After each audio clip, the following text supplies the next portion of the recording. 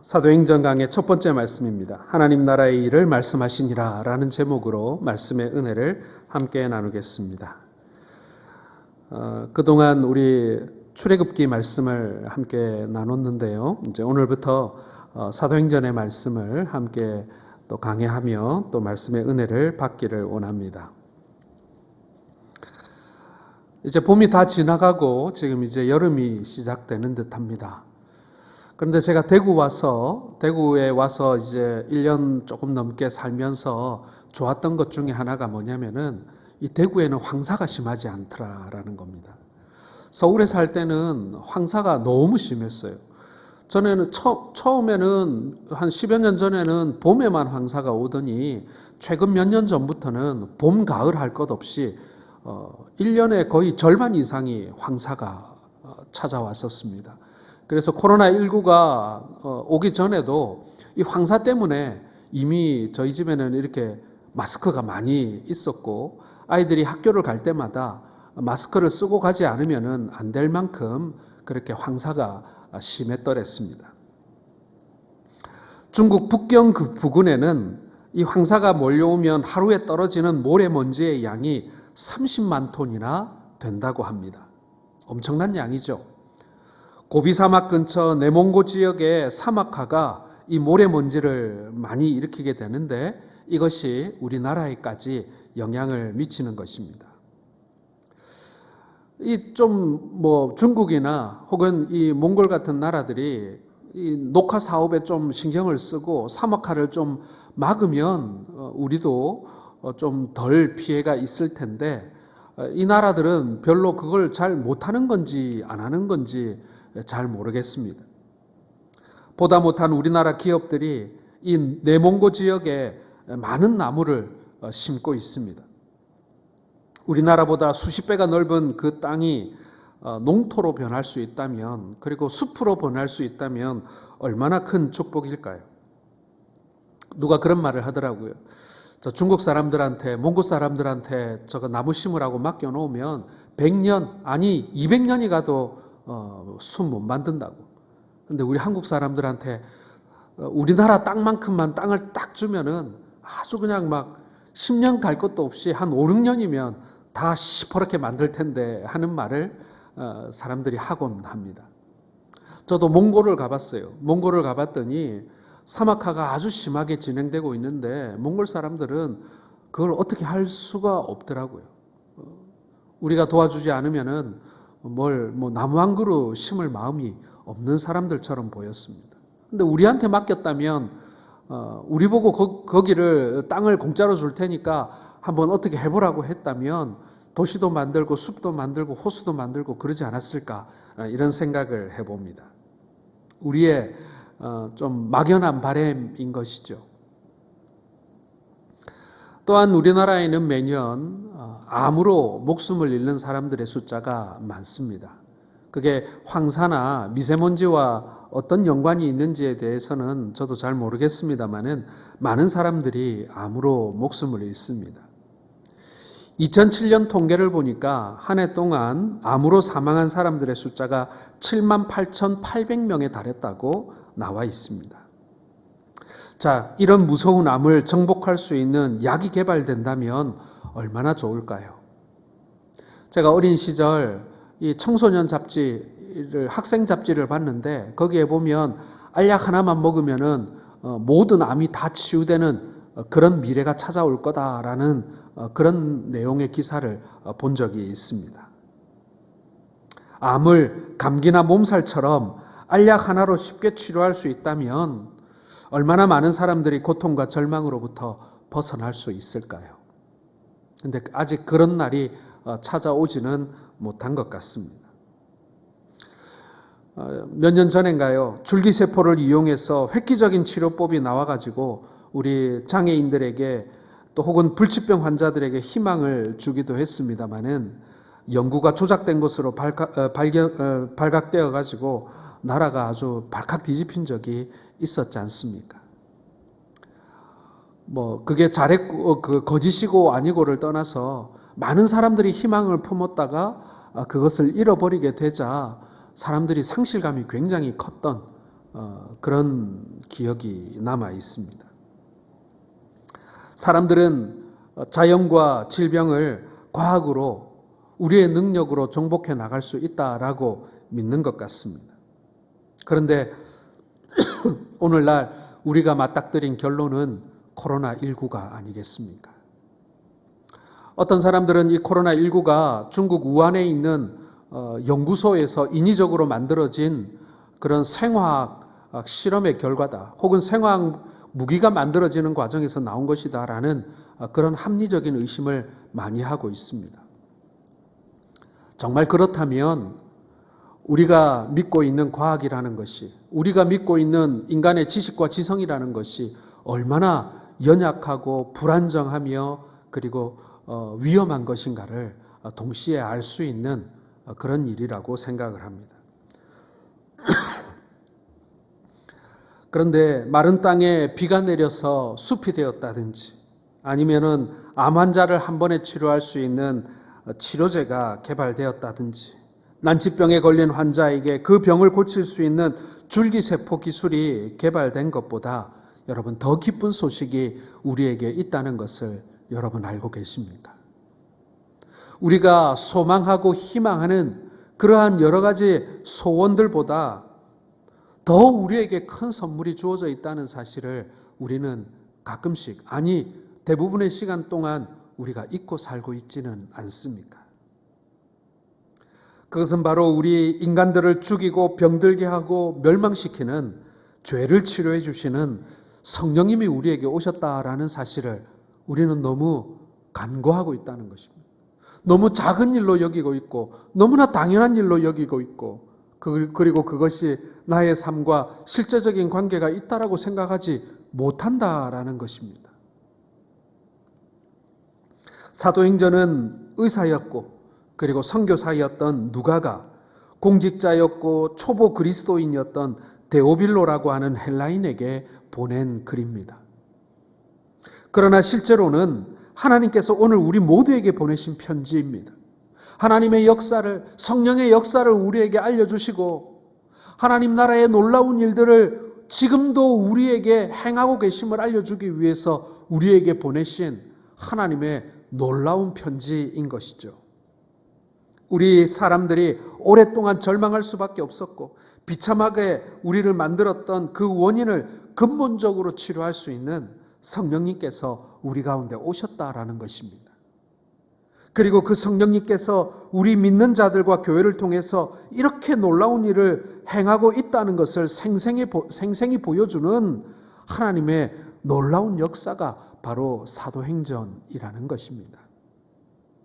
하나님께서 우리를 얼마나 사랑하고 계시고 우리에게 얼마나 많은 기대를 하고 계시고 그리고 지금도 얼마나 많은 능력을 보여주고 계시고 계신지를 생생하게 기록한 것이죠.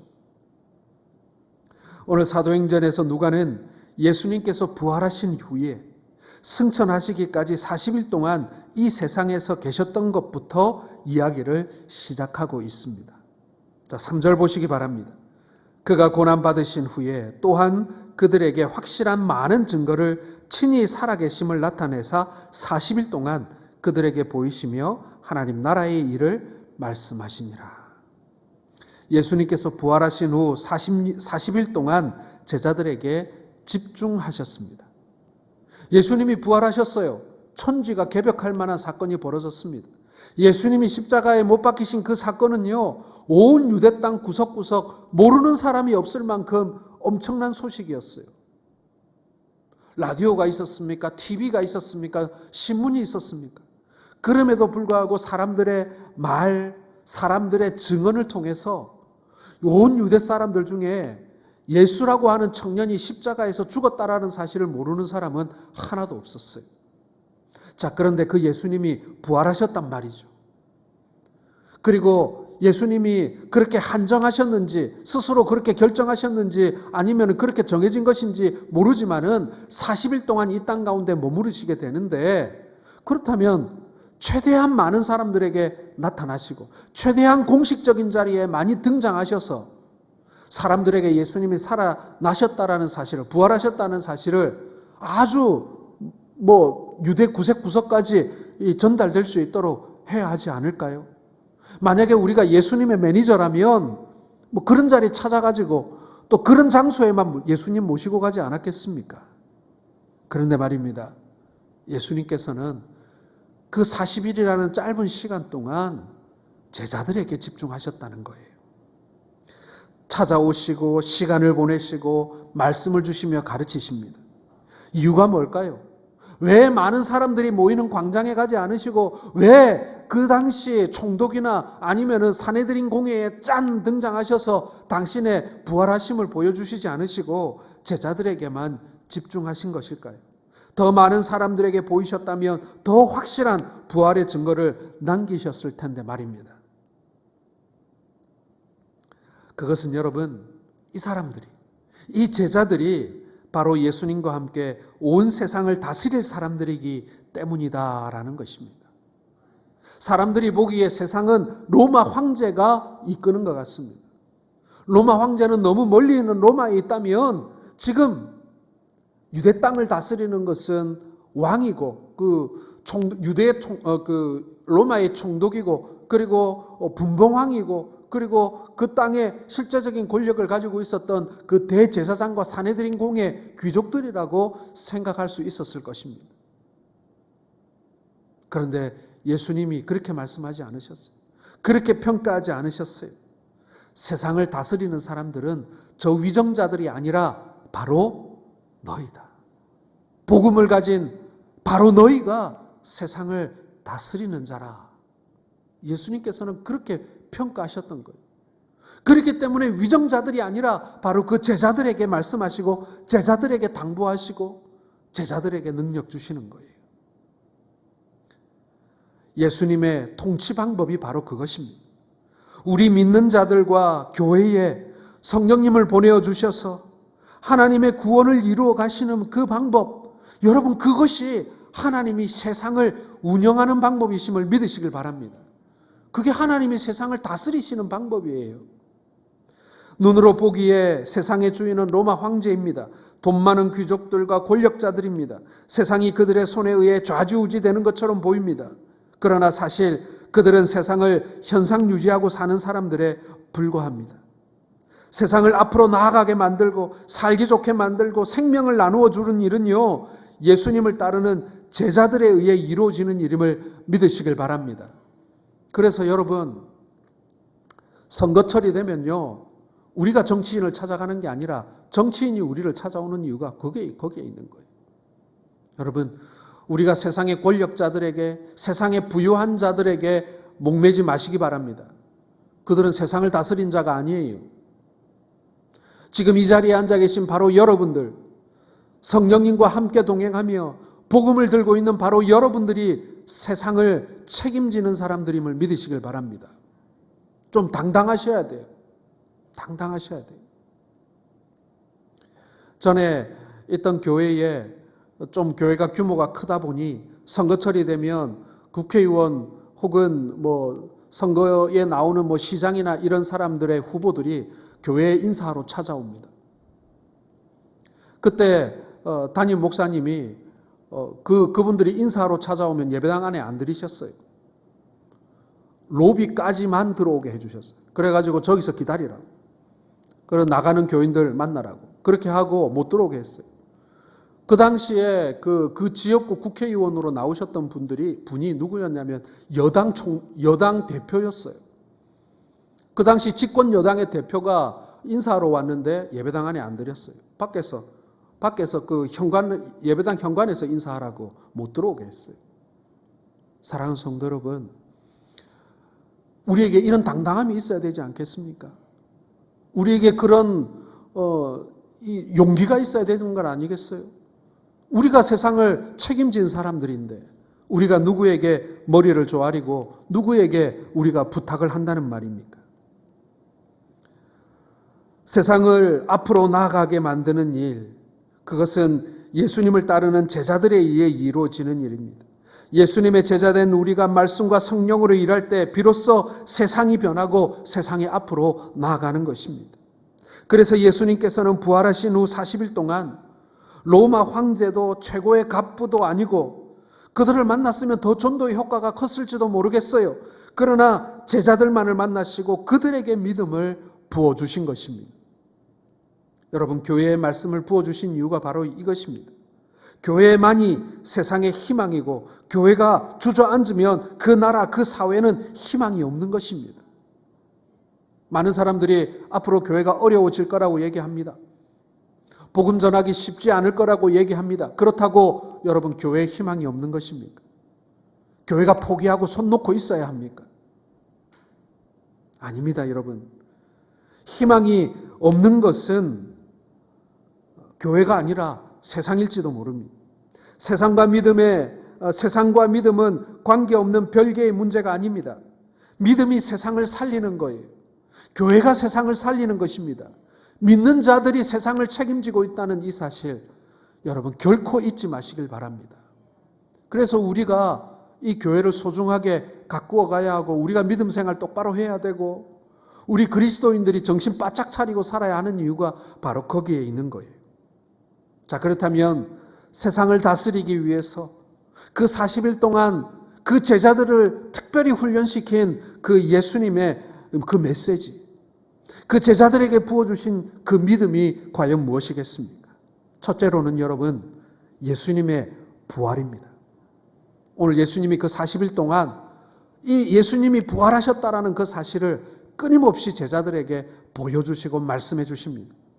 제자들은 예수님이 부활하신 것을 보고 믿었지만 예수님의 떠나심을 동시에 준비해야만 했습니다. 당장에 부활하신 예수님이 오셔서 너희에게 평강이 있을지어다, 그러면 안심이 돼요. 예수님이 지금 나타나셨으니까요. 그러나 예수님과 떨어져 지내면, 이제 예수님께서 아버지 하나님 곁으로 떠나시면 이제 우리는 어떻게 해야 하나? 대제사장들의 군병들이 우리를 잡으러 다니는데 우리는 이제 어떻게 해야 하나?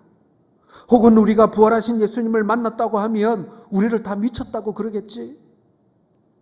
그런 불안과 의심에 빠져 있던 것입니다. 이제 예수님께서는 그들에게 확실한 많은 증거로 친히 살아계심을 나타내사 40일 동안 그들에게 보이셨다, 이렇게 말씀은 기록합니다. 손에 못자국도 보여주고요, 옆구리에 창자국도 이렇게 옷을 올리셔서 보여주시고요, 그리고 제자들에게 위로하시고 확신을 주시는 말씀을 해주시면요, 안심이 돼요. 예수님이 함께 계시면 안심이 됩니다. 제자들이 생각하기를 가장 간단하고 제일 확실한 방법은 예수님이 안 떠나면 되는 거예요. 그렇지 않습니까? 부활하신 예수님이 언제까지나 우리와 함께 해주시기만 하시면 우리가 겁내지 않을 것 같아요. 용기를 낼 것 같아요. 당당할 수 있을 것 같아요. 뭐든지 할 수 있을 것 같아요. 그런데 떠나시겠다는 거예요. 예수님은 그러실 수가 없으셨던 것입니다. 왜냐하면 예수님이 가셔야만 보혜사 성령님이 오실 수 있기 때문인 것입니다. 아마도 그 당시 여인들은요, 예수님 가시지 않으면 안 되냐고 앵간히도 붙들었을 거예요. 예수님 조금만 더 계시라고, 아니면은 좀 우리와 그냥 계속 이렇게 계시면 안 되냐고, 우리는 지금 어떡하냐고 많이 눈물로 하소연했을지도 모르겠습니다. 사랑하는 성도 여러분, 이 부활이란 근본적으로 신비하고 기이한 사건입니다. 이 부활의 대척점에 뭐가 서 있습니까? 부활의 반대말은 뭐예요? 죽음입니다. 죽음. 우리가 죽음은요, 너무 잘 알아요. 우리가 부활은 잘 모를 수도 있습니다. 세상 사람들은 부활을 안 믿어요. 왜요? 부활하는 사람들이 지금 자기들이 볼 수가 없으니까요. 우리도 마찬가지입니다. 매주 교회에서 한 명씩 부활하는 사람이 있으면 얼마나 부활이 쉽게 이해가 되겠습니까? 그런데 그렇지 않잖아요.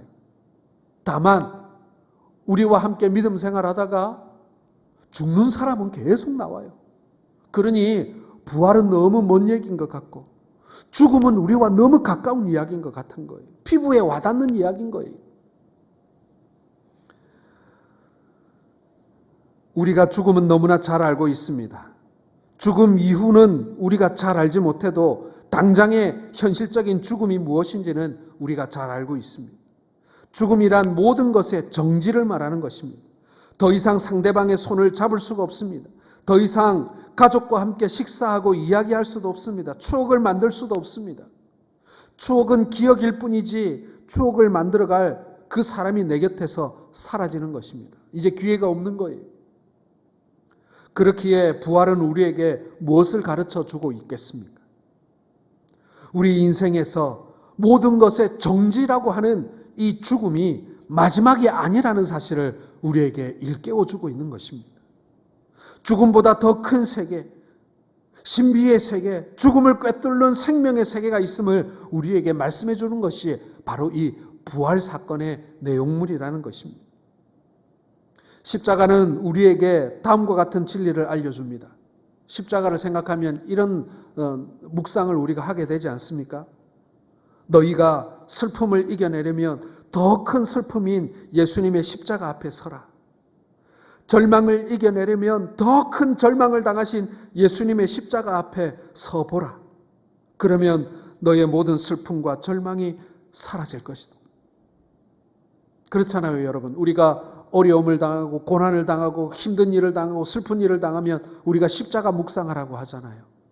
더 큰 슬픔, 더 큰 아픔을 우리가 비교하면서 예수님은 십자가에서 그렇게 고통스럽게 돌아가셨는데 지금 내가 당하는 이 고통은 아무것도 아니야. 예수님이 사람들에게 제자들에게 배반당하신 그 마음의 고통을 생각하면 내가 지금 사람들에게 받는 상처는 아무것도 아니야. 사실 여러분, 우리가 십자가를 묵상할 때마다요, 우리가 그렇게 위로받을 때가 많이 있어요. 더 큰 절망을 당하신 예수님을 보면서 이 십자가는요, 우리의 슬픔, 우리의 외로움, 절망을 껴안는 하나님의 방식인 거예요. 자, 그런데 말입니다.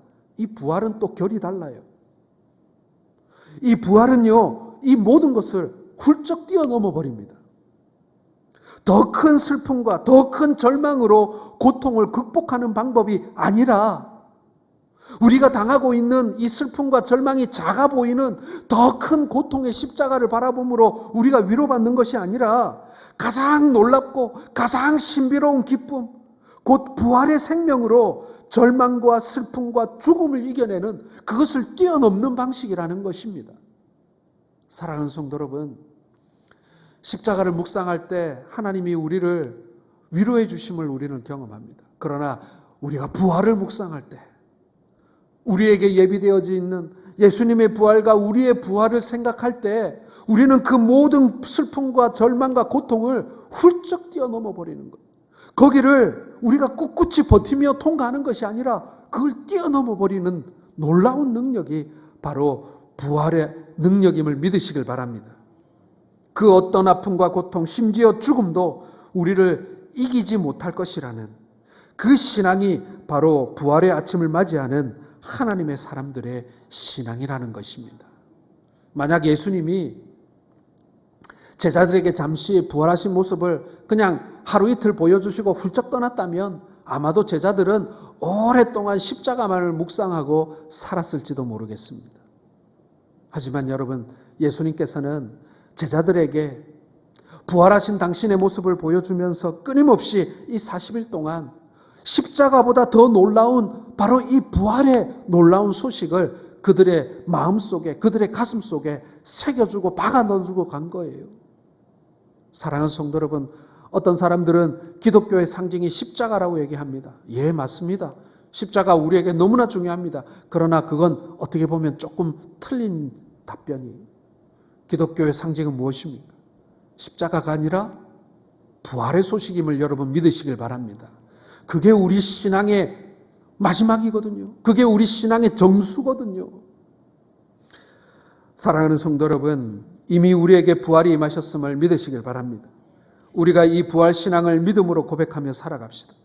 이것은 더는 죽음의 권세에 갇혀 살지 말라는 뜻입니다. 더는 절망 속에 자신을 묶어두지 말라는 것입니다. 더는 사탄의 세력에 휘둘리지 말라는 뜻입니다.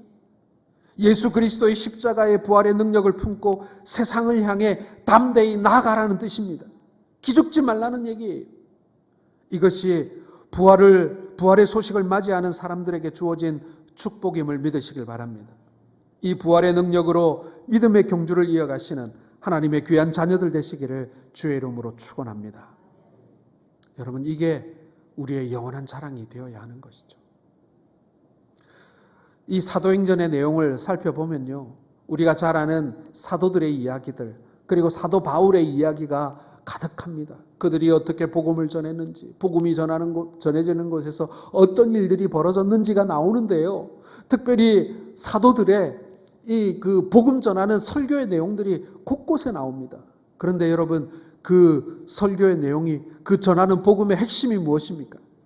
부활이에요. 부활의 소식이에요. 부활의 소식이에요. 그게 사도행전 안에 가득 들어있어요. 우리가 이 부활의 소식을 가지고 어떻게 승리할 수 있는지를 보여주는 가장 확실한 증거가 바로 사도행전의 말씀인 것입니다. 두 번째로 여러분, 오늘 예수님께서 부활하신 이후에 하신 일은 뭐냐면은 하나님 나라의 일을 말씀하셨다라고 되어 있습니다. 예수님으로 말미암아 이 세상에 하나님 나라가 임하였습니다. 예수님이 가져오신 것입니다. 그래서 누구든지 예수를 믿기만 하면 죄사함을 받고 그때부터 하나님이 주시는 능력을 가지고 하나님의 말씀대로 살게 되어집니다. 이것이 바로 이 세상에 하나님의 나라가 임한 것입니다. 우리가 장래에 죽어서 영원한 천국에 가는 것만큼이나 중요한 것이 바로 이 세상에서 천국의 삶을, 하나님 나라의 삶을 사는 것입니다. 다른 사람들은 이 세상에서 눈으로 보이는 것을 위해 살지만 우리는 하나님의 능력을 가지고 하나님을 믿는 믿음으로 살기 때문에 사람들은 생각하지 못하는 놀라운 삶을 사는 것입니다. 그게 천국의 삶이에요. 그게 하나님 나라의 삶인 것입니다. 제자들은 하나님 나라에 대해서 오해를 하고 있었습니다. 우리도 사실 잘 하는 오해 중에 하나죠. 제자들은 예수님이 말씀하시는 하나님 나라를 이스라엘 왕국의 회복으로 여겼습니다. 우리도 마찬가지예요. 우리가 하나님 나라를 이야기하면요, 어떤 사람들은 우리나라 정부가 이 하나님 잘 믿는 사람들로 가득 찬, 혹은 하나님의 권세 아래에 이렇게 복종하는 그런 복음적인 정부가 세워지기를 기대하는 분들도 간혹 있더라고요. 그런데 그게 과연 그렇게 될까요? 지금까지 여러분 보시면 이 나라 정부가 그렇게 될 것 같습니까? 저는 좀 비관적입니다. 그렇지 않을 것 같아요. 유대인들도 예수님께서 이스라엘 왕국을 새로 세우실 줄 알았습니다. 회복시킬 줄로 여겼습니다. 우리도 마찬가지입니다. 세상이 좀 그렇게 바뀌어주기를 기대하는 마음이 우리 가운데 있어요. 그게 저는 잘못된 기대라고 생각하지는 않습니다. 그러나 그렇게 되기는 어렵습니다. 혹은 어떤 분들은 하나님 나라의 임함을 신비한 은사의 체험이나 혹은 죽어서 들어가는 황금 보도블럭이 깔려있는 나라 정도로 생각하는 분들도 있습니다. 혹은 건강과 물질의 축복과 자녀의 성공을 하나님 나라의 축복이라고 생각하는 분들도 계십니다. 내용은 조금씩 다르지만 공통적으로 오해하고 있다는 사실은 분명합니다. 내 눈에 보이는 것, 내 손에 잡히는 것, 사람들이 다 흠모할 만하고 부러워하는 것들을 천국의 삶이라고 생각하고 하나님 나라의 일이라고 생각하는 분들이 의외로 많습니다. 오늘 예수님께서는 때와 기한은 아버지께서 자기 권한에 두셨으니 너희는 알 바가 아니오 라는 말씀을 하셨습니다. 예수님은 이스라엘 왕국이 회복되지 않는다고 말씀하시지 않으셨습니다. 그러나 적어도 이스라엘이 회복된다는 것은 눈에 보이는 그런 정치적인 나라는 분명 아니었던 것입니다. 물질적인 축복은 아니었던 것입니다. 제자들과 우리들이 할 일은 그때가 언제인가라는 물음에 몰두하는 것이 아니라 주어진 기간 동안 열심히 하나님 나라를 위해서 수고하는 것입니다. 저와 여러분들이 해야 할 일은 손에 잡히는 어떤 물질적인 축복만을 하나님의 복으로 생각하고 그것에 목매고 사는 것이 우리의 삶이 아니라는 것입니다. 물론 하나님께서는요, 우리의 필요한 것들을 제공해 주시고 혹은 우리가 감당할 수 없는 많은 복들로 우리에게 부어주시는 분인 것은 분명합니다. 그러나 그것이 전부가 아니라는 거예요. 그것이 전부가 아니라는 것을 믿고 사는 사람과 그것이 전부인 양 사는 사람은요, 믿음 생활을 해도 다르다는 것입니다. 예수님은 눈에 보이는 그런 나라가 아니라 눈에 보이지 않는 영적인 나라가 있다고 말씀하십니다. 결국 세상에는 두 개의 나라가 존재합니다. 하나는 눈에 보이는 세상 나라이고 다른 하나는 눈에 보이지 않는 하나님 나라입니다. 우리는 이 세상에서 살고 있지만 또 다른 나라에 속해 있는 사람들입니다. 물론 우리는 이 세상의 물건도 사용하고 이 세상의 언어도 사용합니다. 이 세상의 돈도 사용합니다. 그러나 우리는 하나님께 속한 사람들입니다. 하나님 나라에 속한 사람들입니다. 우리의 정신은 하나님의 생각으로 무장되어져야 합니다. 우리의 능력은 하나님에게서만 나옵니다. 그리고 우리의 칭찬도 하나님에게로 나온다라는 그러한 분명한 사실을 성경에는 기록하고 있는 것입니다. 사랑하는 성도 여러분, 지난주부터 우리가 특별 기도 기간을 선포하고 기도하고 있는 이유가 무엇입니까? 특별 새벽 기도회가 아니라 특별 기도 기간을 만든 이유는 다른 것이 아닙니다. 우리가 특별 새벽 기도 기간 일주일만 하고 그 다음 주부터는 또 일상으로 평상시로 그 과거로 돌아가자는 것이 아니라 이 기도 기간을 통해서 우리가 기도하는 삶을 만들어 보자는 거예요. 우리가 기도하는 그 습관을 우리의 삶 속에 심어 보자는 것입니다.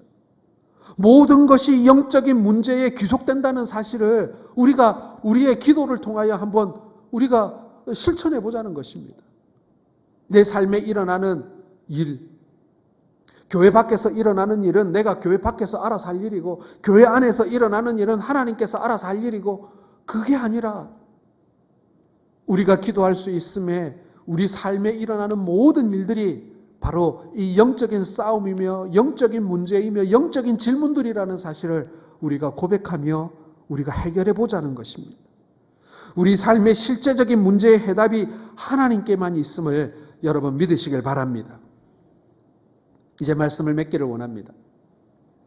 히말라야 산맥 에베레스트 산을 올라가는 그 등반 대원들을 돕는 이 티베트 사람들이 있습니다. 이 티베트계 네팔인들을 부르는 명칭이 뭐냐면은 셀파라고 부릅니다. 여러분도 들어보셨죠? 이 오몽길 씨나 이런 우리나라의 유명한 산악인들도 히말라야 산맥이나 에베레스트를 올라갈 때 항상 이 셀파들과 함께 산에 올라갑니다. 셀파의 존재가 세상에 알려진 것은요, 세계 최초로 에베레스트 정상에 오른 등반가 에드먼드 힐러리 경을 통해서 이 셀파라는 사람들의 존재가 알려지기 시작했습니다. 이 에드먼드 힐러리 경이 세계 최초로 에베레스트 정상에 오르게 되었는데 그때 함께 정상에 올랐던 셀파가 텐징 노르가이라는 사람이었습니다. 텐징 노르가이. 이 에드먼드 힐러리를 기억하는 사람은 많지만 이 에드먼드 힐러리와 함께 이 올라갔던 셀파 텐징 노르가이를 기억하는 사람은 거의 없습니다. 기자가 물었습니다. 두 사람 중에 누가 먼저 정상을 밟았느냐? 그렇게 질문하자 이 두 사람은 서로 미소만 지을 뿐 대답하지 않았다고 합니다. 훗날 이 힐러리 경이 이렇게 말했어요. 자신의 자서전에 이렇게 썼습니다. 이 텐징 노르가이라고 하는 이 셀파가 먼저 정상 아래에 도착했습니다. 하지만 뒤처져 있는 자신을 그 정상 바로 아래에서 30분을 기다려줬어요. 그리고 30분을 기다려서 이 힐러리 경이 거기에 도착하자 그를 떠밀어서 먼저 에베레스트 정상에 발을 올려놓을 수 있도록 해주었다라고 고백한 것입니다. 이 사실이 알려지면서 이 텐징 노르가이는 세계 최고의 셀파라는 명성을 얻게 되는 것입니다. 사랑하는 성도 여러분, 오늘 이 자리에 앉아있는 저와 여러분들은요, 하나님 나라의 셀파임을 믿으시길 바랍니다. 우리의 본분은 내가 그 에베레스트 정상에 올라가서 내가 모든 영광을 받는 게 아니에요. 우리는 하나님을 영화롭게 하는 셀파임을 믿으시길 바랍니다. 내 삶 속에서 모든 영광을 하나님께 돌릴 때 그 본분에 맞는 최고의 영예를 얻게 되는 것입니다. 하나님 나라의 일을 다른 어떤 권력자가 아니라 여러분 우리에게 맡겨주셨어요. 우리가 아니면 아무도 못한다. 우리가 해야 된다라는 사실을 오늘 하나님께서는 이 사도행전의 말씀을 통해 우리에게 알려주고 있는 것입니다. 우리가 셀파로 하나님 나라의 일을 감당하는 거예요. 성경은 이런 셀파의 직분을 뭐라고 얘기하냐면 청지기라고 말하고 있지 않습니까? 청지기가 이 등반하는 사람들에게는 바로 셀파인 거예요. 자기 이름이 역사에 남는 게 아니에요. 예수님의 부활과 믿는 자의 부활을 믿는 우리에게 중요한 것은 이 세상에서 하나님의 뜻을 이루어 드리는 것입니다. 다시 말해 이 땅에 살면서 가장 의미 있고 가장 가치 있게 살려고 한다면 이 세상에서의 성공을 추구하기보다는 하나님의 뜻을 찾아 하나님의 뜻을 이루어 드리는 삶을 살아야 한다라는 것입니다. 어느 날 우리가 이 세상에서의 마지막 날을 맞이하게 된다면 그걸 알고 있는 사람이 얼마나 되겠습니까? 그렇죠? 내가 내일 하나님 나라에 입성하게 될 것을 오늘 알고 있는 사람 사실 많지는 않습니다. 하지만 그건 알잖아요. 내가 이제 주님 배울 날이 이제 며칠 남지 않았다는 것은 우리가 다 알 수 있습니다. 내가 내일 하나님을 배우는 그 자리에 서게 될 것을 오늘 내가 알고 있다면 여러분은 뭘 하시겠습니까? 적금을 드시겠습니까? 땅을 사시겠습니까? 내가 내일 주님을 만나야 한다면 여러분 오늘 여러분은 무엇을 하시겠습니까? 하나님의 뜻을 이루어 드리는 삶, 이것이 바로 하나님 나라를 살아가는 오늘의 성도의 삶임을 믿으시는 우리 모든 성도들 되시기를 주의 이름으로 축원합니다.